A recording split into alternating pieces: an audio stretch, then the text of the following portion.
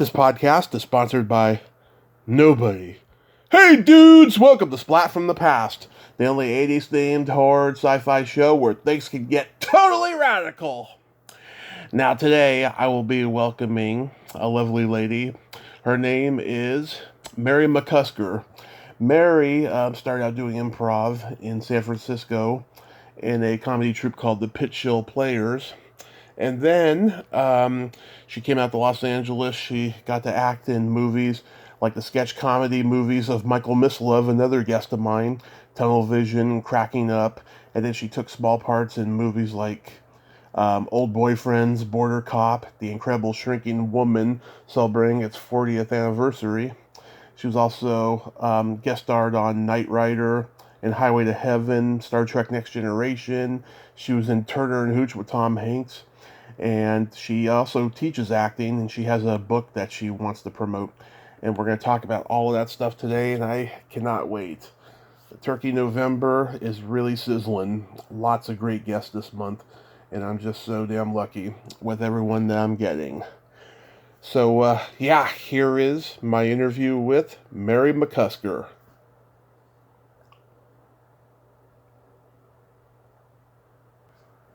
Hello.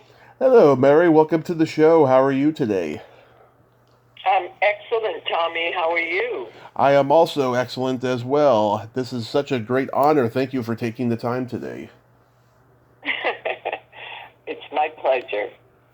So let's start with your book. Is it the auditioning one? Yes, thank you. Yes, yeah. I wrote a book during the pandemic, and it is called Auditioning: What They Say When You Leave the Room. It's on sale on Amazon. I actually am posting a special deal. If you get it on Kindle, it's $9.95, but otherwise it's $14.95. But what I did is I interviewed all of the casting directors and directors I have worked with over the years, and asked them what they look for when actors come in the room.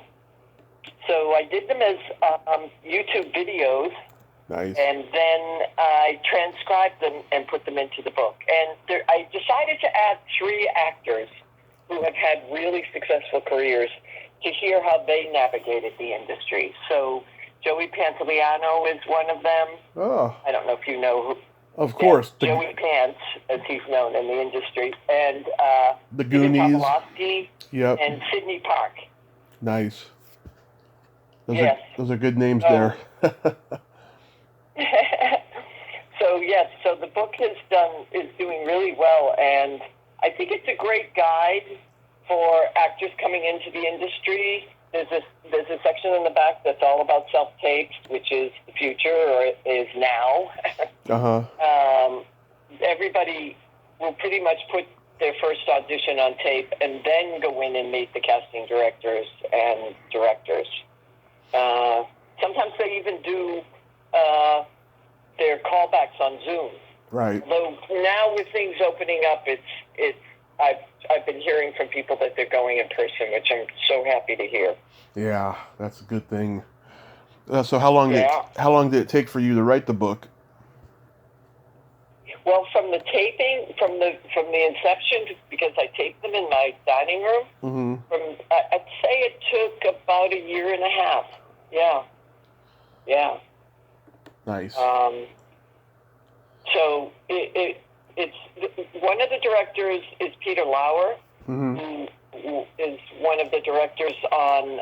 He works with Darren Star, who created Sex and the City. So he did a bunch of episodes of Emily in Paris. Right. So they all have this incredible experience of what it is to be under the gun and to pick people to come in and audition and then cast them. And what happens, what weeds you out and what keeps you going forward. Nice. Do you also delve into the political side of Hollywood as well? Yes, actually, Todd Holland, who is a director I worked with on Malcolm in the Middle. So I was an actress, and I switched careers with a film called Turner and Hooch. No, Yep. not Turner and Hooch. I acted in Turner and Hooch. That was actually my last acting job. Yep. Then I switched with a film called The Client, Yep. Joel Schumacher, and I started coaching kids on sets. I became known as a kid coach. Then that switched, and then I was just hired. Whoever was relatively new on sets in production would hire me to give that extra support to the actor while they focused on the stars. So a lot of the movies I did at first as an acting coach were really big movies. And then I went into TV, and Todd Holland was one of the creators and directors of Malcolm in the Middle. Right. And so he talks about in his book, you asked me a question about what that was a long way back to your first question. Do you remember? I can't now. Oh, about delving into the political side. Oh, yes. So Yeah. The political side. In his chapter, he talks about how he has a recommendation of who he wants to cast, but then they have to go to network, and network will, everybody gets a vote, and so it becomes not about just talent, but what is the final person they're going to choose. Sometimes I use the analogy that if you're a swimmer and you're in the Olympics and one person beats you by, a quarter of an inch or an inch, are you any less than the other person? It's just a degree of luck. It's not about talent. So that's what becomes tricky for actors because they deal with so much rejection. They don't always know what are they saying, what happened, why didn't I get this? And as with all things, they only can pick one person. So they have two people who they know could do the role and are incredibly talented, but they may not get it.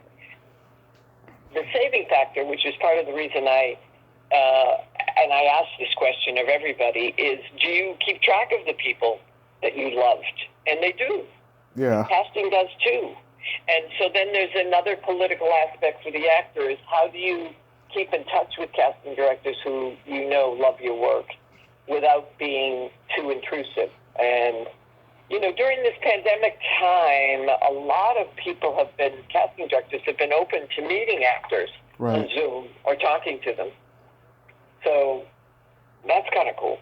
That is cool. So it's a business. It is called show business. So it really is about the actors constantly figuring out how to run their business. And that's what I hope this book is helpful for. Nice. So, going back in time, did you gravitate toward acting and performing early on in your childhood? I did.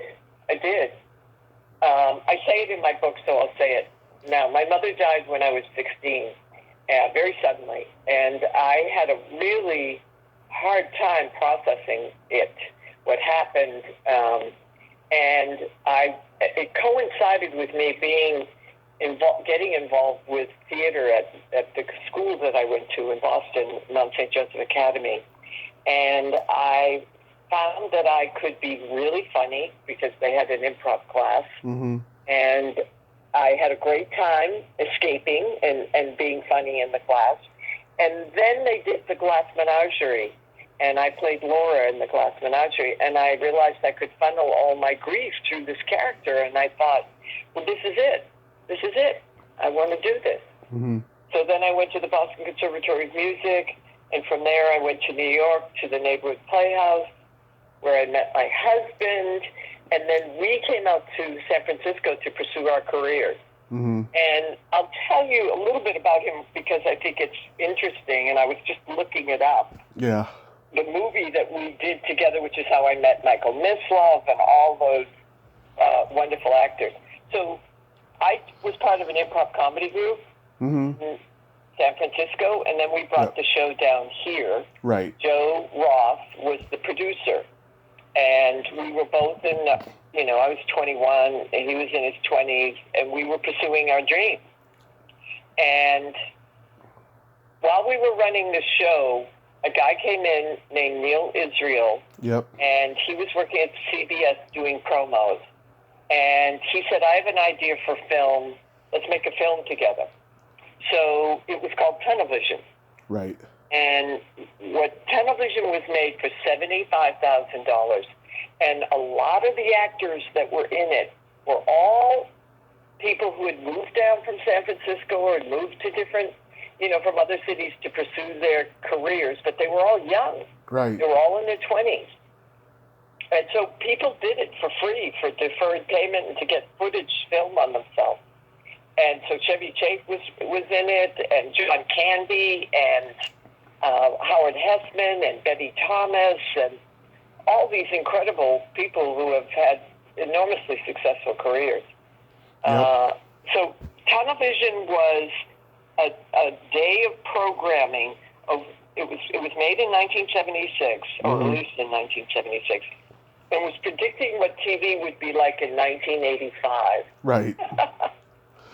Yeah. It's so funny to me. When I was thinking about it, I thought, oh, yeah, I think it was the year 2000. No, it was 1985.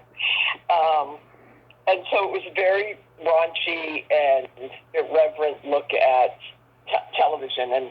And Roger Bowen, who was a well-known actor, one of the creators of improvisation, period, in this country, played Kissinger and a group of senators that were interrogating the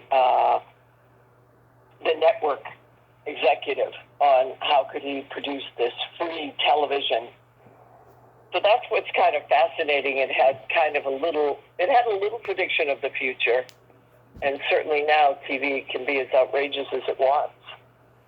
Yeah, my dad and I used to watch television when I was 13 because we loved the Groove Tube and Kentucky Fried Movie. We just loved those movies because my dad saw those at the drive-in.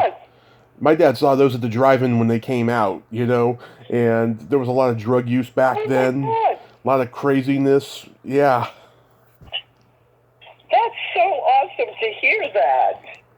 Oh, yeah. I don't know. I don't think you could see it anywhere. I was thinking I should buy it just to have it. Oh, we had it on VHS, yeah. And it's on YouTube right now. Yeah. Is it on YouTube? It is on YouTube. That's incredible. Yeah, Mike told me the whole story about, shooting around L.A. with little money, no permits, no agent's knowledge of the movie being filmed. Just craziness. I'm a professor at Loyola Marymount University now. Yeah. I teach improv comedy there. I also teach auditioning, and I teach a sitcom. And I'm saying it to my students all the time. Please, make your own movies. You got to create your own content. You can do this. Yeah. You can do it on your phone. You got to do it. It's all about discipline. You don't have to be perfect. You don't have to post it. Just do it. Because there's no way to grow. You can't make it about an agent or, someone helping you. It's really about creating your own content. That's what I tell everyone, That's why Michael wanted to talk to me. I told him I was a subversive nonconformist, and then he liked me. Yeah, wow, that's crazy. So backtracking a little bit, when you were studying with Sanford Meisner at the Neighborhood Playhouse, what was he like? He was complex. Mm-hmm. He was demanding. He had a rule that if you were not on time, if the class started at 12 noon, if you were not there, the doors were locked. Right. When he walked in the room, he was known as a master teacher. We all stood until he sat down, and then we sat down. You could hear a pin drop in the room. So he demanded a lot of respect, and he got it. He created, I think, an incredible life skill, improvisation in a way, that I'm very grateful I learned at a young age, because I was 18. and it's called, it's moment-to-moment acting. Right. And it's how to stay present and pick up behavior off another person. But he also could be a bastard. Yeah. He could also be mean. Yeah. You were scared of him. And I vowed when I got into teaching, I was not going to be that kind of teacher. That's good. I don't think you can learn, and there is something to having that sort of discipline that, I kind of walk the line. I make demands in terms of being professional, but I don't think you have to be mean. Right. I think the reason why that they're mean is because they're bitter. When I started doing stand-up comedy, I took a class, and this woman was bitter. She was just getting on everyone's case about being clean or being dirty, and then telling them every 5 minutes that they need to change this and that. It's just like, who the fuck are you? Right. Yeah. Right. Right. Even when I coach actors, I let them do their thing first, and then we talk. Mm-hmm. How did you get there? How can we do this? This is what I see. What do you see? I think when I coach, I think it's like shooting, you've got a bow and arrow, and we're in a dark room, and we're trying to hit the target. And so that's what creativity is. It's that ability to search and look and play and, Yeah. Nobody knows exactly. And that's in my book, too, because Todd Holland talks about that. He says, the first 3 days, if you can avoid coming in to casting, do. They usually get their top actors to come in the first 3 days. He said, but we don't know ourselves what the character's supposed to be yet. We're still finding out what the casting director's taste is and who they're bringing in. We're still figuring out the character and the ensemble and how it's going to work. So nobody knows completely. So, it's just so refreshing to hear that kind of stuff because it just says we're all human and we're all creative people. Right. Trying to find the best way to get something to work. And sometimes, there's another producer, director, showrunner in my book, Michael Gould, and he says, sometimes I'll listen to an audition and I'll say, oh my God, I got to rewrite that. Everybody, it's not working. And so when you get new sides and you might be frustrated, like, why did they change it? It's because they realized it didn't work. Right. They're trying to make it better. And that is what everyone is trying to do on a set. Through auditioning, to shooting, through editing, is we keep trying to make it work better. Sometimes it's writing, sometimes it's performance, sometimes it's, Right. lighting. Did any of your classmates... It's a team sport. Exactly. It's a team sport. Oh, improv definitely is a team sport. Did any of your classmates in Meisner's class go on to become successful in acting? In my particular class, no. In my particular class, because what happens is the first year you're in the school, it's 150 students, and then you're asked back. So that's part of what the first year is about. It's incredibly competitive. Yeah. And then they take back 75 students. I don't know if they do that now, but that's what they did then. And so there was, the people that I've kept in touch with have become enormously successful. Yoko Yamamoto, who is a casting director from Japan, has worked, has done huge movies. And she continues to work. She has her own school in Japan. She sends me students. Then there's Tom Calloway, who Meisner did not bring back. He didn't like him. And he had a pretty good, successful run as an actor. But then he switched into interior decorating and designing furniture and homes. And he is so successful. Yeah. So Catherine Gately, who is a master teacher of Meisner, and she lives in Chicago. Mm-hmm. So she was a tenured professor there. She and her husband have started their own school. So, I always say to people, if you want to be in this industry, you can be in this industry. Mm-hmm. It may not pan exactly as you thought it would. Yeah. So I started out as an actress. I had 15 great years. I did commercials. I did TV. I did, a bunch of things. Had a great time. And then I switched careers, and I've been an on-set acting coach for 23 years and made a lot more money than I did as an actress because acting was up and down, up and down, up and down. And I also realized for me, there was one year I was screen tested for 3 movies, and I didn't get any of them. And and they were incredible experiences because I got all the way down the wire. And then I just decided this opportunity came up, and I just went with it to be an on-set coach. And then I decided to teach at LMU and teach improv and do private coaching. So it's a journey, and I'm still doing everything I love. That's wonderful. When you went to San Francisco and your improv juices started flowing, was the committee still there?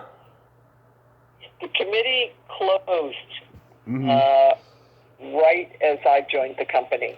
So they would come over and do sets with us. So that was really cool. And it was during Watergate. Yeah. So there weren't a ton of roles for women in politics at that time. But I did play, oh my God, why am I blanking on her name? Margaret, her husband was the attorney for Nixon. I have to look it up. Margaret Thatcher? We'll keep talking. No. But you played her in a play? Anyway. Pardon me? You played her in a play? No, I played her when we did a lot of satire. The Picture Players, which was the group that I belonged to, did a lot of satire, political satire, especially. And so that was... I'm just looking at the... Martha Mitchell. Oh, Martha Mitchell. Okay. John Mitchell was her husband. Okay. And she used to get drunk and get on the phone and gossip. And, she got herself in a lot of trouble. Yeah. And part of the reason that Nixon was busted was because he had taped everything. Mm-hmm. And so his secretary, I would play his secretary, too. She had put Rosemary, she had put her foot on the tape and by mistake erased so many things. Just a mistake. Who else was in the Pitchell Players? Paul Wilson. Oh yeah, from Cheers. Who would be a great person to interview if you wanted to interview Paul Wilson? Yeah, Paul Wilson was on Cheers. Paul Wilson has kept working the entire time. He was very successful. Yeah, he did improv with Robin Williams. Yeah, he also did improv with Robin Williams. Mm-hmm. That's right. He had stories to tell, and he also worked with. I gotta look. This is terrible. Should I have been more prepared? It's okay. I didn't know you were going to ask.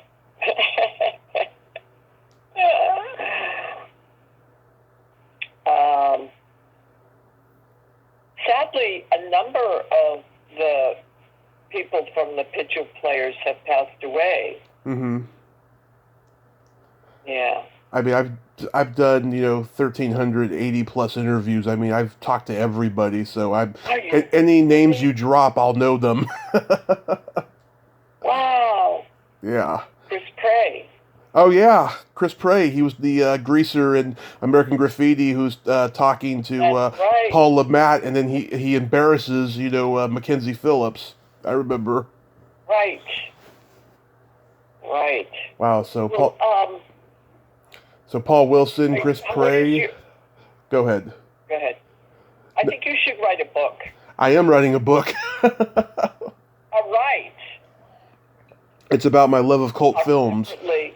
Yeah, it's about my love of cult films and what I've gone through the last 6 years and all of that stuff. Yeah, I've been working on it since January. Awesome.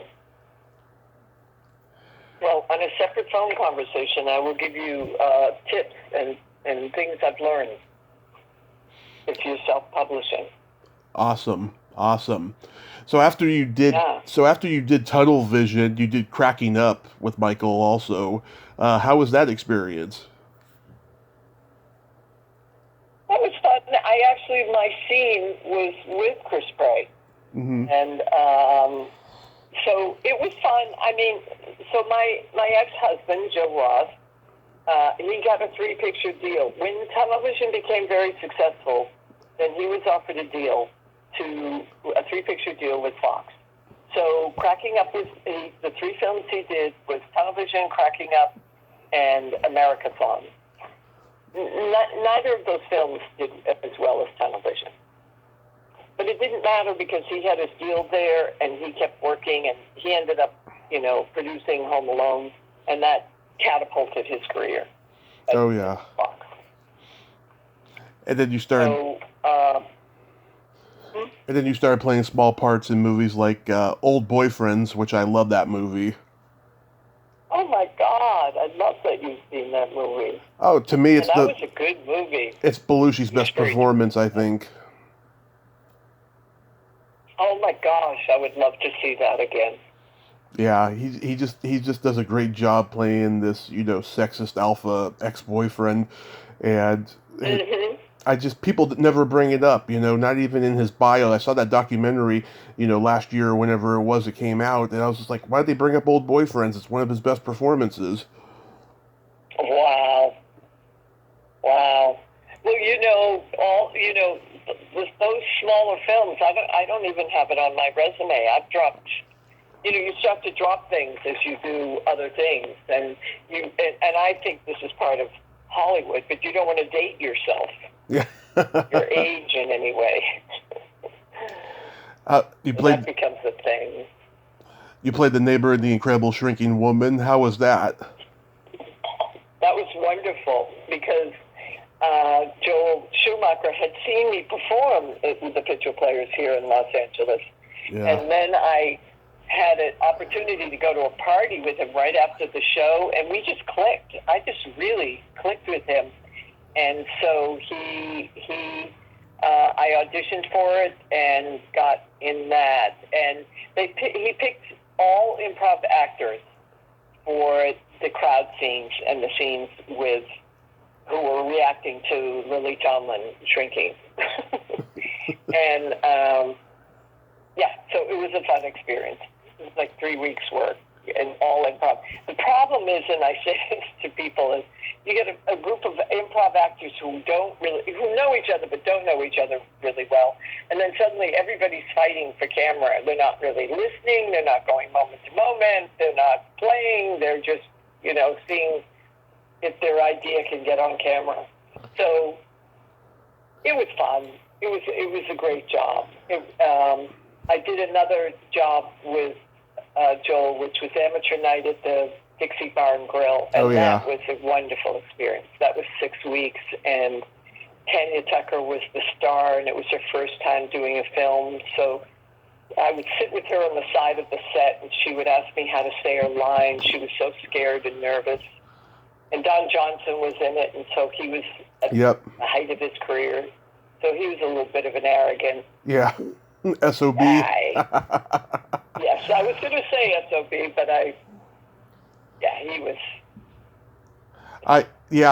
My parents took my brother to Universal Studios on a tour just before I was born, and they got to see the set of The Best Little Whorehouse in Texas as it was being filmed, and they got to see where The Incredible Shrinking Woman had been filmed the year before. Wow. Yeah, and I wasn't even born yet. This is like 2 years before I was born. Yeah. And it's like one of those memories that they cherish. That is pretty cool. Did you know that Schumacher replaced John Landis on this movie? On Spanish-speaking woman? Yeah. No, I forgot it. I'm sure I may have known it, but I forgot it. Yeah, Wow. Landis was offered the movie the night that Animal House opened and was a huge hit and all. And he worked on it for a little bit, and then he got offered Blues Brothers from Dan Aykroyd, so he went and did that. But the only thing that remained from when Landis worked on it was Rick Baker's Gorilla. That's it. Wow. Wow. Yep, that's a true story. Yeah. There's a director that I interview in the book. His name is Leonard Garner Jr. Yeah. And he was the first AD on that movie, and he ended up getting a role on it, playing a cop. Right. And that started his career. And so it's just fascinating how I'm always saying to people that it's all networking. It's all just networking. It's all about connections. Especially in those days. Yeah. But in a charming way. You can't do it like pushy. You can't do it desperate. You can't do it needy. You're just meeting people. Yeah. You know? So some actors who are super shy and introverted, I think it's going to be harder for you. That's all. Right. You're my second guest from Jekyll and Hyde Together again. I talked to Krista Erickson, the star of the movie, this summer. What do you remember about that?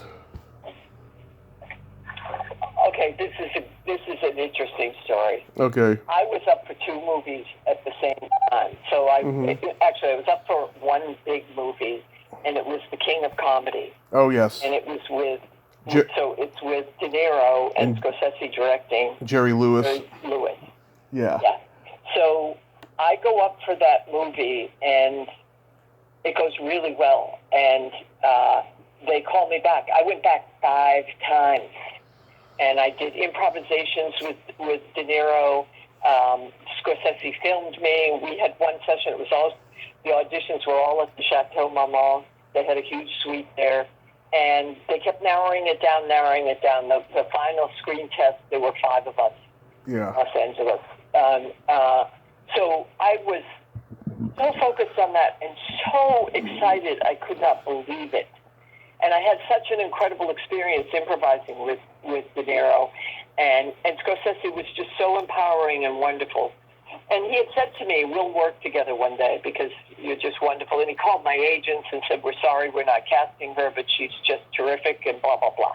Yeah. So it was a very big career high for me.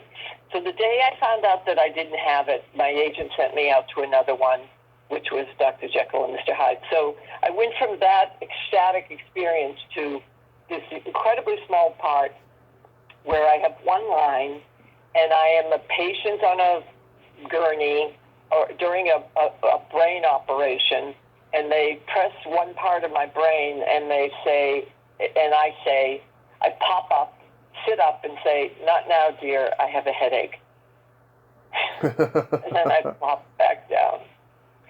So I go to hair and makeup the day I get the job. I'm still smarting from having lost the other job. And they put me in a skull cap, so I have no hair and with all makeup. And then it's lunchtime. All they did was put it on me, and then they said, okay, it's lunch, so don't go near it, don't put anything on your head. And I was starving, so I went to the commissary bald, had some lunch, and then crawl back to my little trailer and sit there like, so it was just, it's just ironic how life is. It sure is. Yeah, Krista. And go ahead. And the life of an actor, you know? The life of an actor, yeah. Krista told me they used to refer to the movie as the Big Stinky. Yeah, did it do? I don't think it did really well, did it? It didn't, but I used to see it on Comedy Central like all the time back in the 90s. You know, it was on all the time. Yeah. Wow. Do you remember guest starring on Knight Rider? Knight Rider was wonderful. I loved doing Knight Rider. What happened with that show is I got the part, and then the producers didn't really want me because I was too short. I'm 5'3", and what's his name? Who's the lead? David Hasselhoff. David Hasselhoff is like 6'5". Right. So every scene we had together, they had to put me on apple boxes so that I could stay in frame with him. And I remember one day they had set up a shot, which was a tracking shot where we're walking. He comes to my bar to interrogate me, and it was a walking shot. So they had to build apple boxes all the way on this shot. So after that, they said no actresses can audition for this who are less than 5'7". So that was kind of funny. But I had a great time on it. It was a wonderful role. It made me a star to my family. Everything else that I did. But, this was the greatest thing ever, was my being on that show. And I had a great time. It seems like you had bigger parts on TV than you did in film. Like, you did 3 episodes of Highway to Heaven. Right. Yep, I had a reoccurring, and Michael Landon was really nice, and so I had a great time on those shows too. I played sort of a plain Jane. Day. He was, I've heard from everybody. He really was everyone's angel. He helped people. He was very supportive, and just that was rare in the business, especially in the time that he was in. And he had enormous power at NBC.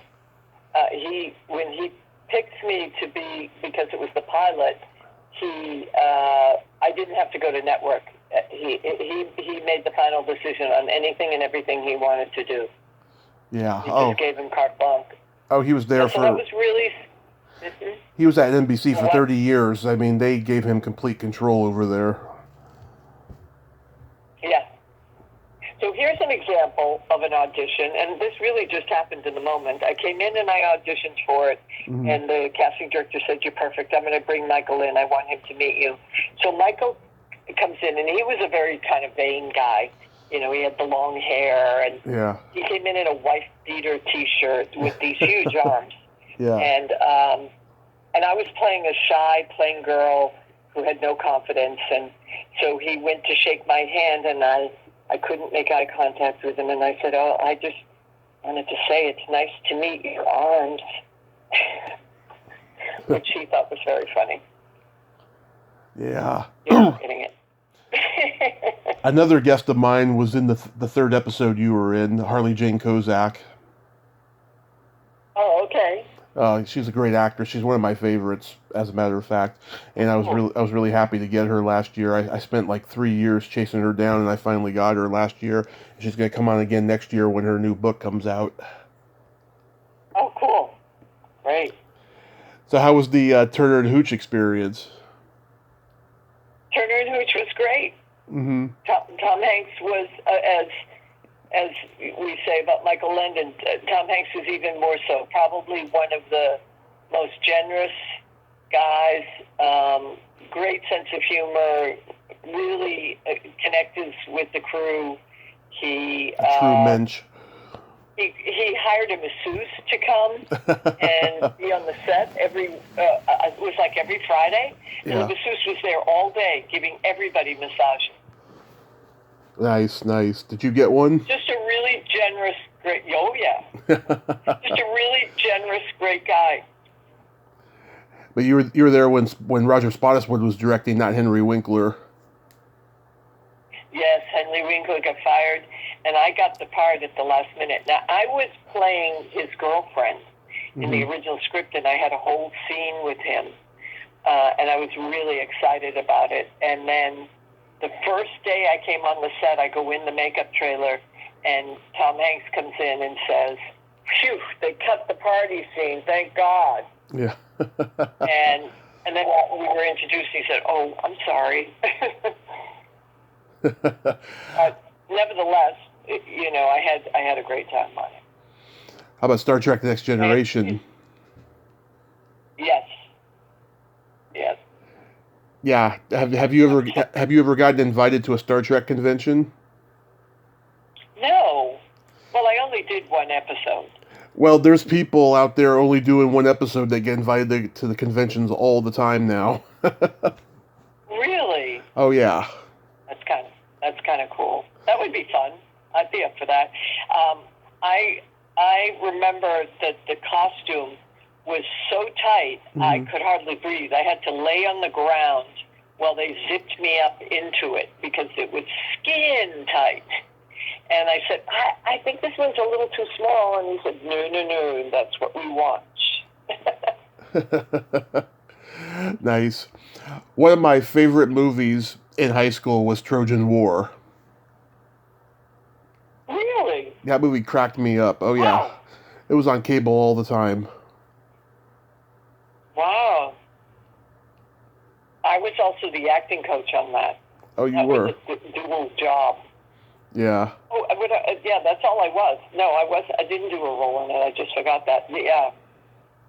I was strictly the acting coach on that. And they had, they shot all night. I mean, because he was looking for a condom. That was a hard shoot.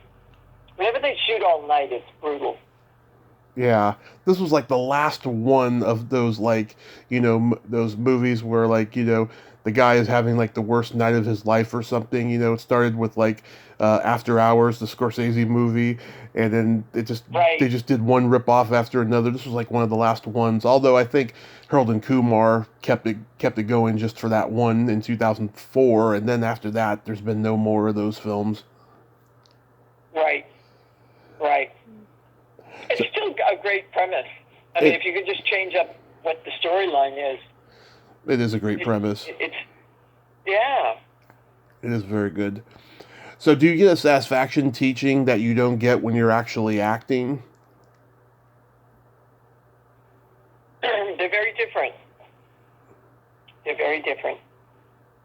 Mm-hmm. Yet there is a certain amount of performance because I have to have a certain passion for the work. And, not everybody feels passion every day. But I do have a passion for improv. So that's almost a no-brainer. And I do have this passion for wanting actors to learn from my mistakes and from mistakes that I know now that I've sat in on casting directors' workshops and it actually in the room when they're casting, that you want to save time. You want to get as much information as you possibly can. And the only way you get better is by doing. You have to keep doing it to get better. And so in this particular time, I do a lot of coaching on Zoom. And, there's a lot of pressure on the actor. And I have a lot of empathy for that, having been an actor. Right. And then I also have the techniques because I studied with all different teachers of an understanding that every individual is different and their way of accessing their emotions and or how to approach a role is different. So my job is to tune into them and figure out how who they are can match what's needed for the role. So that's fascinating to me and more interesting to me than acting is. And when I'm working on sets, I sit with the directors and I sit and brainstorm with them of how to get the performance out of the actors. And I have regular meetings with the directors. So it's a more empowering position than what I felt as an actor. Nice. So people could go on your website and sign up for online classes?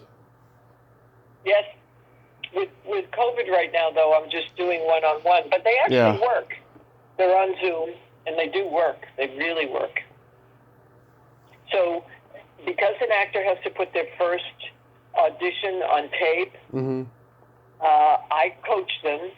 We coach on Zoom, and then we put they'll use their phone on a tripod, and we'll put the computer somewhat close to the camera, and then we'll pick eye lines either on the phone or they can, if the computer can be close to it with me on it, right. We'll use me as the eye line. And then we'll do the performance and tape it as part of the audition. So it's really helpful, and I have lots of students who get callbacks from them. So you have to have a good reader when you're auditioning. Yeah. I auditioned for a play in high school, and I never auditioned again after that because I just didn't like it. No, I just didn't like it. I said, okay, if somebody wants me for something, then they can just ask me, and it's happened, but it's just, I don't want to jump through the hoops, I just don't think it's necessary. That's all. Well, it's all about passion and drive and sort of knowing this is what I do and I'm really good at it. Yeah. And that kind of passion is what drives me. It's what you're doing it now with your love of interviewing people that you've of movies and things you've done. It just It's fabulous what you're doing.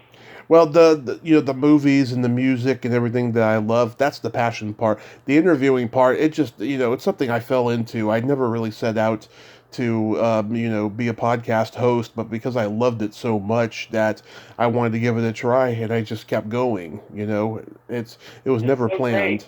Great. Yeah. It was never planned, and I get other podcasters, messaging me, asking me what my secret formula is to being so prolific. I was just like, I'm lucky. That's all. I have a passion and I'm lucky. There's no secret formula. Just, if you really care about it, just keep doing it. Don't worry about the amount. Yes, amen.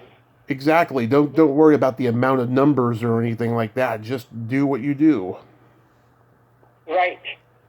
Right. But look at all the research you did. You found obscure movies that I don't even think about. Oh, yeah. Oh, there's one I forgot to mention. Border Cop with Telly Savalas. Oh, my God. Hilarious. Hilarious.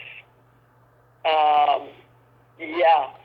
All right, I'll tell you a story about that. Okay. So I played a bad girl who was smuggling dope over the border. I've done that several times in several movies.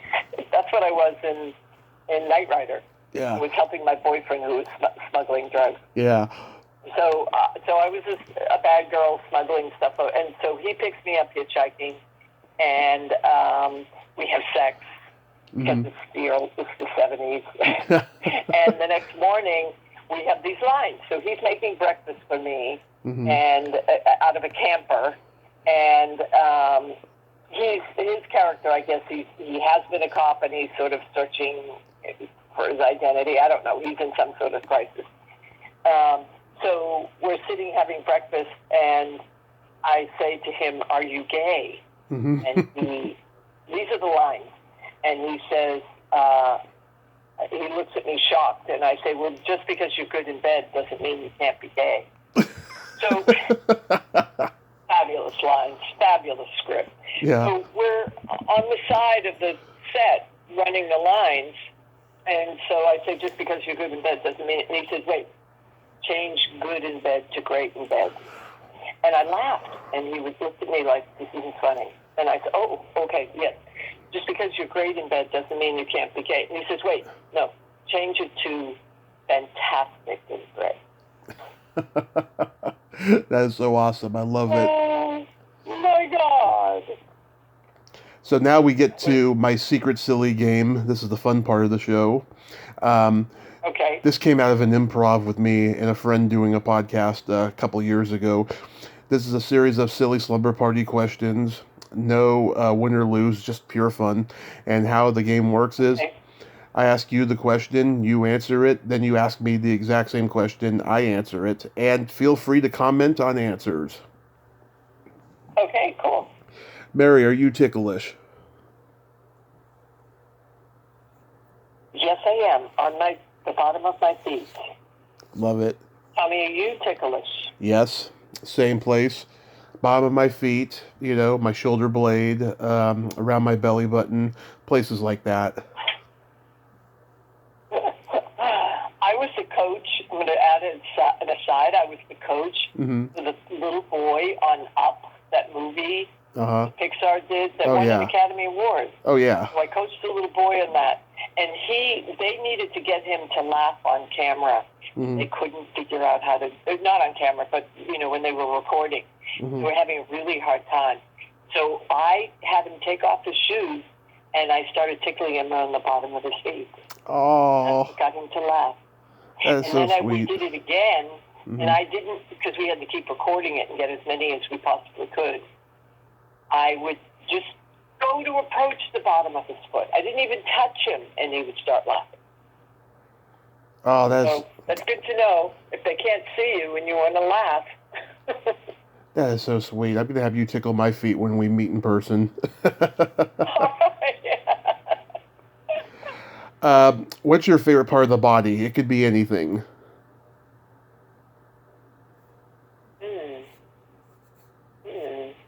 That's like personal. Well, it doesn't have to be a private part. I guess the eyes. The eyes and the mouth. But I would say the eyes first. Oh, yeah, I hear the eyes all the time. People love looking into the eyes. But it's the ability of people, and this is what I teach as part of my teaching, especially with younger kids. It's very hard for them to hold eye contact with adults. Very hard. Yeah. And when you're doing your close-up, I tell actors all the time, turn the sound off of an actor whose performance you really like and just study their behavior.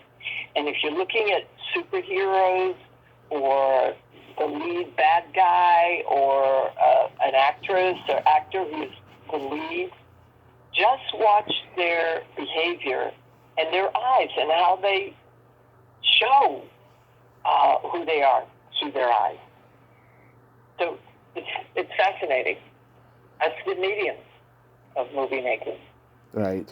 Okay, so tell me, what is your favorite body part? The belly button.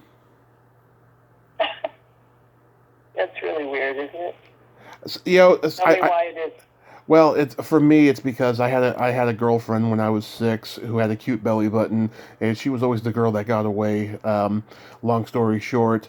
But, it's funny. I talked to somebody a couple of weeks ago about this, right? She didn't even consider the belly button a part of the body. She just considered it, something that's there, just a hole, or, if the doctor didn't cut the cord the right way, it's something left over, But I found that very interesting. I never really thought that before, but I still consider it a part of the body, for me personally. Yes. Very, very much a focal point in a bikini, too. Yeah. Whether you have an innie or an outie. I have an innie. For preference? Either way, I love them both. Okay. What color are your toenails painted? They are sort of a burgundy right now. Nice. Yes, sort of my fall color. Yes. Nice. What color are your toenails painted? Right now they are not painted, but when they were a month ago, they were lavender. I'm finding this more and more with all my students at LMU. A lot of the guys paint their fingernails and their toenails. I think that's so cool. It's a gay thing, Is it? Kinda, yeah. Or I'm bisexual, so I like to be flamboyant and festive, just as much as the next gay man does, Okay, cool. What would you say is your best personality trait?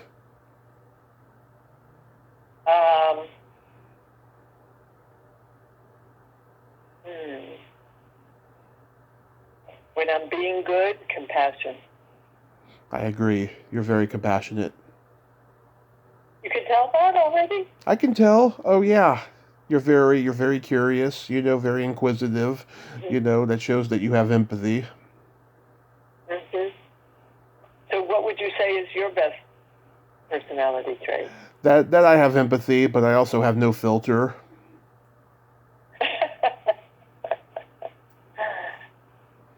Yeah, I've been known to have no filter too. I'm working on that. Well, you have a glass of champagne and it's problematic. Yeah. Oh God, I'm so glad I've been sober 6 years because I was Satan on alcohol. Satan. Oh my God, the things I did. A lot of stuff I don't even remember, but people told me, and people won't talk to me no more because of it. Oh, it was awful. Wow, good for you. Congratulations. Thank you, thank you. Ended early.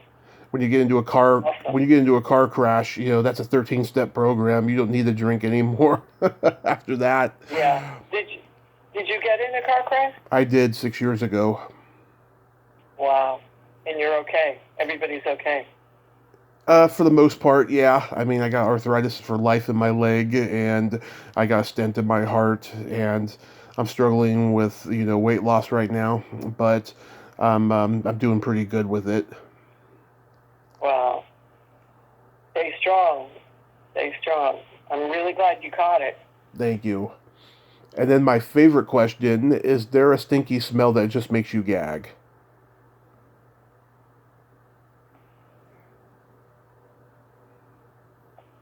Sometimes it's people's breath.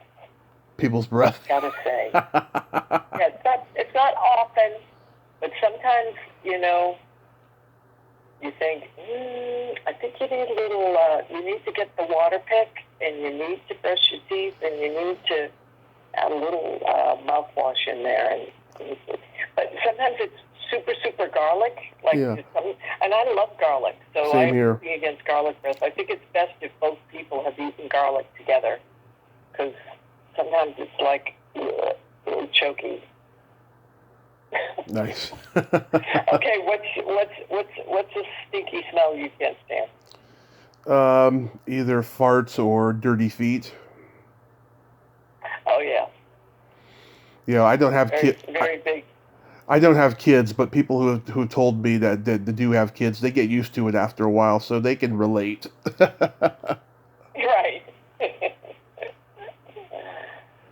Well, Mary, I want to thank you so much for coming on today, and you're such. Thank you for interviewing me. Yes. And my book, Auditioning What They Say, Mm-hmm. You Leave the Room, is on Amazon.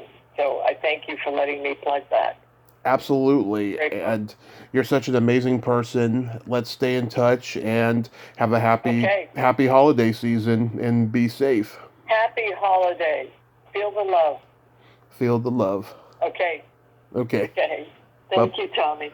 My pleasure. Okay. Bye-bye. Okay. Bye. Well, there you have it. Mary McCusker. Ain't she a sweetheart? Very passionate about what she does. Very awesome. I like talking to her a lot. Well, till next time, this is Tommy Throwback Kovac saying, there's no shame in living in the past, because the present sucks. Later, dudes.